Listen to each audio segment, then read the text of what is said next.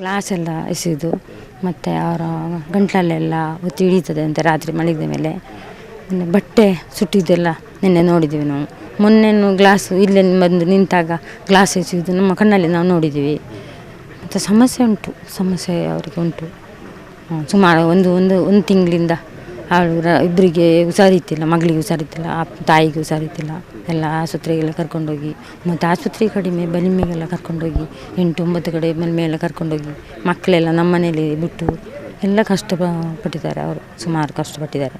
ನಾವು ನೋಡಿದ್ವಿ, ನಾವು ಪಕ್ಕದ ಮನೆಯಲ್ಲಿ ಇರೋದಲ್ಲ. ಗ್ಲಾಸ್ ಎಸೆಯೋದು ಕೇಳ್ತದೆ ನನಗೆ, ಸೌಂಡ್ ಎಲ್ಲ ಕೇಳ್ತದೆ ನನಗೆ. ಗ್ಲಾಸ್ ಎಸೆದು ಹೊರಗಡೆ ಬರೋದವರು ಎಲ್ಲ ಕೇಳ್ತದೆ ನನಗೆ. ನಾವು ಅಲ್ಲೇ ಬಂದು ಹೊರಗಡೆ ಬಂದು ನಾನು ನೋಡ್ತೇನೆ. ಎಲ್ಲ ಎಲ್ಲ ಏರಿಯಾಗಿಲ್ಲ, ಮನೆಗೆ ಮಾತ್ರ. ಈಗ ಮನೆಗೆ ಮಾತ್ರ, ಏರಿಗೆ ನಮಗೇನು ಇದಿಲ್ಲ. ಬೈಕಲ್ಲಿ ಪ್ರಸಾದ ಬಂತು. ಅದು ಬರುವಾಗ ಒಂದು 2 ತಿಂಗಳು ಇರ್ತಾರೆ ಅದಕ್ಕೆ. ಹಾಗೆ ಅದು ಪ್ರಸಾದ ಒಳಗೆ ಹೋದ ಮೇಲೆ ಈ ಸಮಸ್ಯೆ ಎಲ್ಲ ಬಂತು. ಅದು ಸಮಸ್ಯೆ ಬರುವಾಗ ಒಳಗಿಂದ ಪಾತ್ರೆ ಬಿಸಾಡೋದು, ಹೊರಗಿಂದ ಬಟ್ಟೆ ಕೊಂಡು ಸುಟ್ಟು ಹಾಕೋದು, ಮತ್ತು ಕುತ್ತಿಗೆ ಇಡುವುದು, ಮತ್ತು ಮಕ್ಕಳಿಗೆ ಕಾಣುವುದು, ಆ ಥರದ್ದೆಲ್ಲ ಉಂಟು ಅದರ ಒಳಗೆ. ಇದು 3 ತಿಂಗಳಾಯಿತು. ಇದು 3 ತಿಂಗಳಲ್ಲಿ ನಾನು ಯಾರ ಹತ್ರ ಹೇಳಿಲ್ಲ. ಇವತ್ತಿಗೆ 3 ದಿವಸ ಆಯಿತು. ಬೇರೆ ನಮ್ಮ ಫ್ರೆಂಡ್ಸ್ ಹತ್ರ ಎಲ್ಲ ಹೇಳಿದೆ ಹೀಗೆ ಅಂತ. ಅದು ಹೇಳಲಿಕ್ಕೆ ನಮಗೆ ನಾಚಿಕೆ ಆಗ್ತದಲ್ಲ.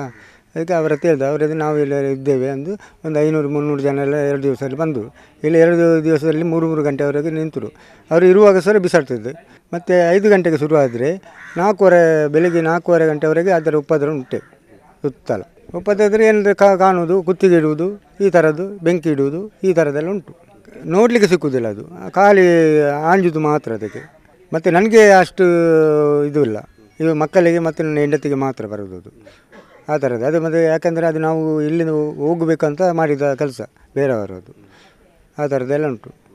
ನಿನ್ನೆ ಇವತ್ತು ಕೇಳಲಿಕ್ಕೆ ಹೋದೆ, ಅದೆಲ್ಲ ಸರಿ ಮಾಡ್ತೇನೆ ಅಂತ ಹೇಳಿದರು.